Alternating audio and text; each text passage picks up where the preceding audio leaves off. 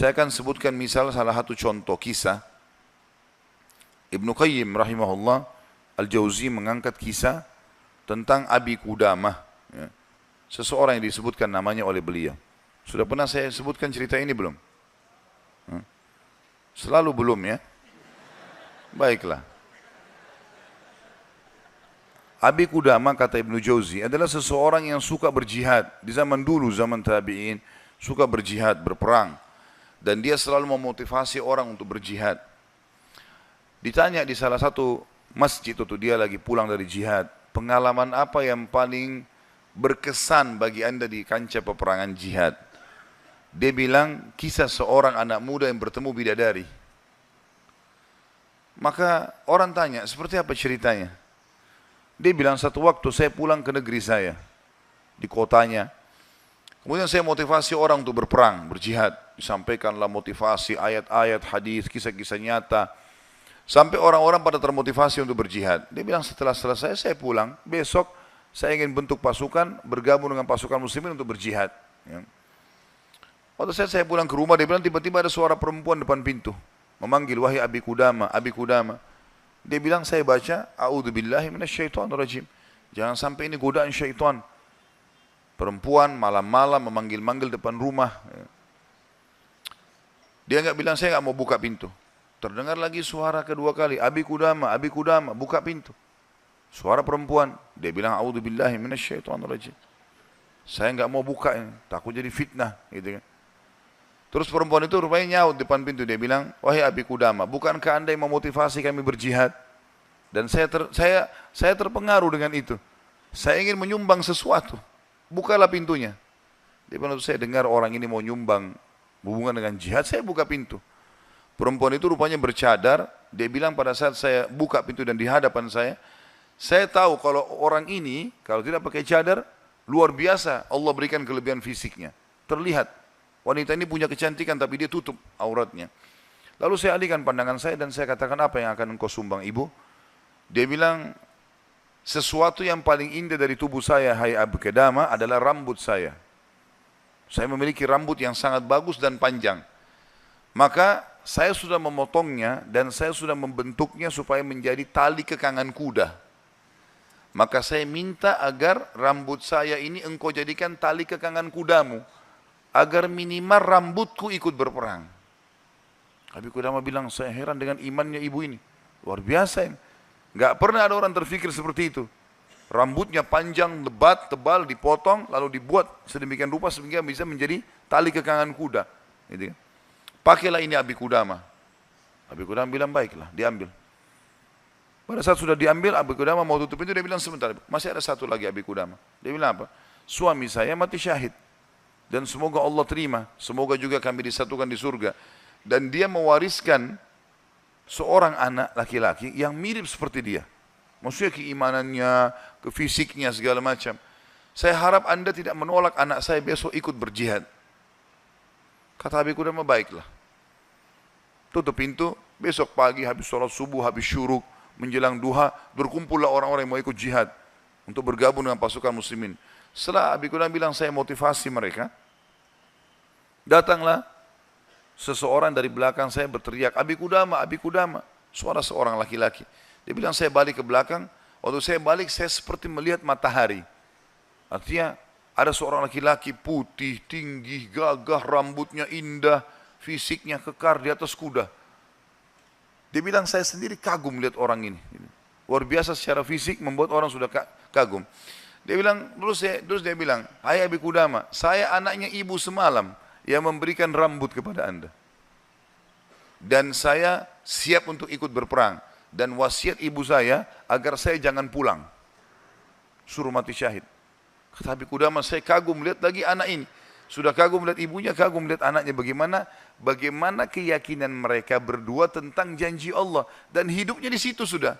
Lingkup hidupnya itu adalah yang dijanjikan oleh Allah dan Rasulnya. Udah, Allah bilang dapat ini, ya sudah, diyakinkan iya. Sholat dapat ini, puasa dapat ini, jihad dapat ini. Yakin, tidak ada keraguan. Hidupnya terbentuk di situ, itu yang dijalani sama dia.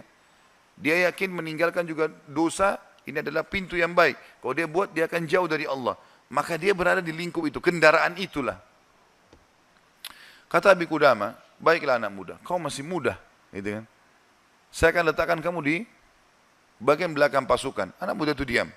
Dia bilang, Abi Qudama bilang, ini saya tentu simpulkan ceritanya ya, karena saya tidak hafal secara lafaz letter tentang kisah, tapi saya datangkan poinnya gitu.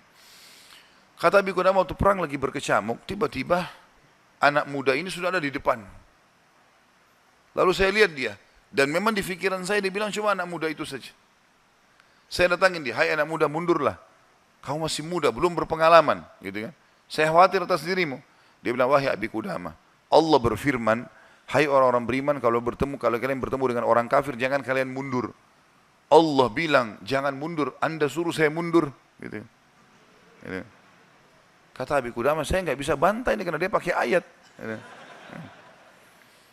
Maka saya pun berada di sebelahnya sampai akhirnya karena perang lagi berkecamuk terpisahkan.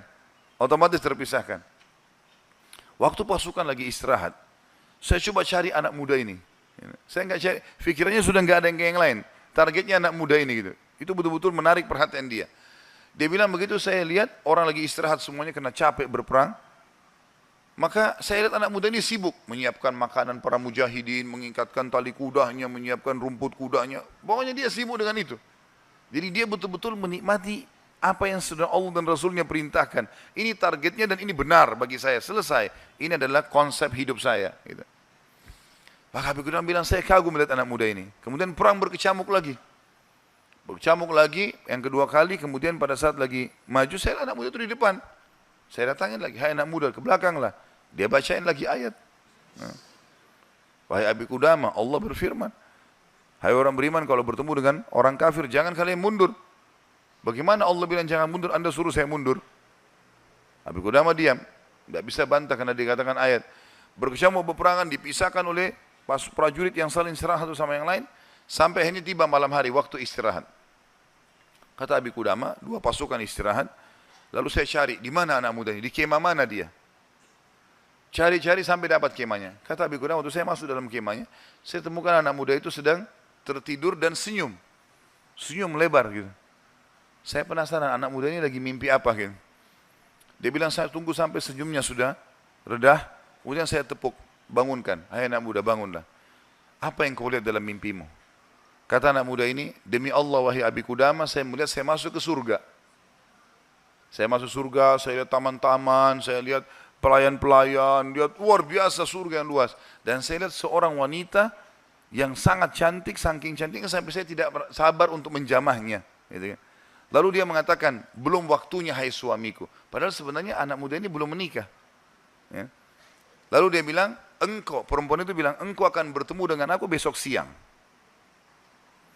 Kata anak muda itu, setelah itu Anda bangunkan saya. Dan saya berharap Allah membuat saya mati syahid besok. Gitu. Untuk mendapatkan apa yang Allah janjikan. Yang jelas, kata Abi Qudama, saya kagum. Artinya Abi Qudama pun sekian tahun berjihad, belum pernah mimpi seperti ini. Gitu kan? Besok pagi dia bilang berkecamuk lagi peperangan. Saya temukan anak muda itu di depan, terus dia menyerang musuh, gitu kan? Sampai akhirnya peperangan selesai dan sudah menang muslimin, korban banyak di musuh dan di orang muslim. Anak Abi Qudama bilang target saya mengejar mana, cari anak muda ini. Terbunuhkah atau belum terbunuhkah, dicari. Dia bilang saya cari di jenazah prajurit muslim yang disusun, ternyata ada bergeletakan, saya temukan ada anak muda itu penuh dengan darah gitu. Ya. Tapi masih hidup. Dan dia lihat waktu saya datang dia dengan senyum mengatakan, Abi Qudama kesinilah dalam kondisi lagi luka-luka ini, berdarah-darah gitu ya. Kata Abi Qudama, saya pun datang, apa beritamu hai anak muda? Dia bilang, Abi Qudama, kalau kau pulang nanti ke kampung kita, ke negeri kita, sampaikan ke ibu saya salam dan bilang impian beliau sudah terkabulkan. Artinya saya akan menyusul ayah saya mati syahid. Lalu pesannya ini luar biasa. Dia bilang apa? Wahai Abi Qudama, apa kau ingat kisah tadi malam bidadari dalam mimpi saya? Kata Abi Qudama, iya. Sekarang ada di sebelah saya. Sedang senyum dan menunggu ruh saya keluar. Lalu dia akan membawa saya ke surga. Lalu kata Abi Qudama, orang itu pun meninggal dunia. Dalam kondisi dia tersenyum gitu kan. Maka Abi Qudamah bilang, saya menangis, gak bisa menahan melihat luar biasanya. Ibunya luar biasa, anak muda ini luar biasa. 17 tahun, punya kelebihan fisik yang mungkin tadi saya bilang, kebanyakan kita di Indonesia dihabiskan pada hal yang foya-foya, coba-coba kemaksiatan, ini semua omong kosong nih. Dari syaitan, bukan begitu. Anak muda ini dididik oleh ibunya untuk targetnya surga. Pokoknya bagaimana berperang mati syahid, seperti itulah. Kata Abi Qudamah, saya pun menguburnya. Waktu kami pulang ke negeri kami, target saya ke rumah ibunya. Bukan ke rumah saya lagi. Orang semua pada pulang ke rumahnya, ketemu keluarganya. Dia bilang, saya cari ibunya anak muda itu. Begitu dapat rumahnya, saya ketuk pintu, dibuka. Ibu itu buka. Ibu itu begitu lihat, saya tahu Abi Qudamah. Dia bilang, wahai Abi Qudamah, apa kau datang berbelas sungkawa, atau kau datang untuk membawa berita gembira? Kata ya Abi Qudamah, apa maksud anda ibu? Dia bilang, kalau anda pulang, mengatakan anak saya ikut pulang bersama anda, berarti itu belas sungkawa. Saya enggak mau anak saya pulang. Mau mati syahid. Tapi kalau anda bilang anak saya mati syahid, berarti itu berita gembira. Abi Qudamah bilang, saya enggak tahan menangis lalu saya mengatakan, ibu, berita gembira, Allah sudah kabulkan impianmu. Anakmu telah menyusul suamimu dan semoga Allah kabulkan. Ibu itu menangis, sujud syukur kepada Allah gara-gara berhasil anaknya menjalankan perintah Allah. Ini yang banyak luput dari kita nih. Kita malah bangga kalau anak kita yang cantik keluar dengan telanjang sana sini, terbuka auratnya. Atau mungkin meninggalkan pesantren dan sekolah di sekolah yang tidak ada pendidikan agamanya. Atau keluar ke negara-negara kafir yang akhirnya mereka terdidik dengan hal-hal yang tidak baik. Hanya karena bangga dengan urusan dunia, bukan bangga dengan urusan akhiratnya. Padahal itu tanggung jawab kita. Jadi teman-teman sekalian, menanamkan muraqabah, yakin kalau Allah mengawasinya, yakin akan janji Allah terhadap ibadah yang dia kerjakan, yakin ancaman Allah kalau dia melanggar, maka ini poin yang sangat penting, ini yang sedang kita bahas. Masalah bagaimana dia mendidik jiwanya dalam masalah muraqabah.